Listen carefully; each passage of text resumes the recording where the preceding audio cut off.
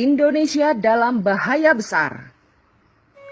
Sekitar akhir tahun 99 atau awal tahun 2000, diadakan rapat orang-orang Tionghoa di Universitas Atmajaya, kawasan Semanggi, Jakarta, yang diprakarsai oleh Mokhtar Riyadi dan anaknya James Riyadi. Inti dari rapat tersebut adalah bahwa penduduk di Cina daratan sudah mencapai hampir 2 miliar orang dan membutuhkan suatu negara untuk dijadikan kolonisasi. Strateginya adalah membuat kompleks perumahan sepanjang bibir pantai Laut Jawa. Fungsinya supaya mudah menyelundupkan barang, dan yang paling penting adalah menyelundupkan orang dari Cina daratan melalui laut langsung ke bawah kolong rumah-rumah mereka yang berada di bibir pantai. Rumah-rumah tersebut juga berguna sebagai basis pertahanan bila terjadi kerusuhan nanti.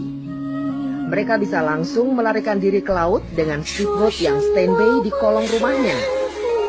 Perhatikanlah dan lihatlah bentuk perumahan di Pluit, Pantai Indah Kapuk, Pantai Mutiara, Ancol.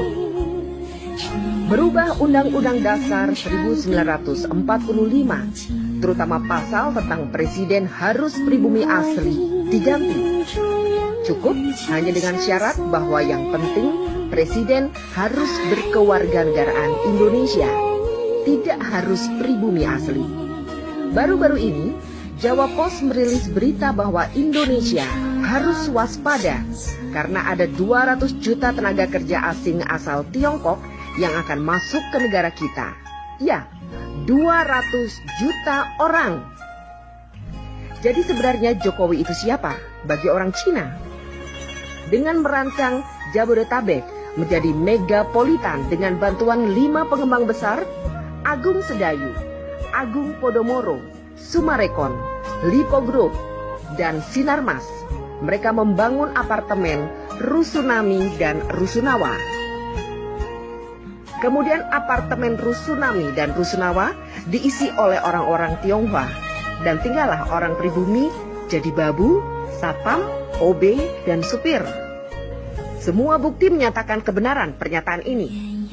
Apalagi setelah Ahok merencanakan penggusuran 130 titik pemukiman pribumi di DKI Jakarta. Program ini juga dimuluskan oleh Jokowi dengan langkah-langkah nyata yang lebih besar. Memiskinkan rakyat Indonesia dengan berbagai cara, bekerja sama dengan pemerintah Cina dalam segala bidang, dan menggantikan peran Amerika di Indonesia selama ini, dan menjual atau menggadaikan aset-aset nasional Indonesia yang vital kepada pihak Cina. Jokowi secara sengaja membuat ekonomi dan politik Indonesia carut-marut untuk membuat pribumi semakin hancur berantakan, banyak pengangguran, dan jumlah orang miskin semakin besar. Orang semacam Ahok bukanlah tanpa sengaja untuk membuat kebijakan serta bertingkah laku yang memuakan, karena dia ingin memancing amarah pribumi agar rencananya segera terlaksana. Sekarang terserah bangsa ini melawan atau membiarkan angkara murka merajalela. Ningjing melaporkan dari Beijing.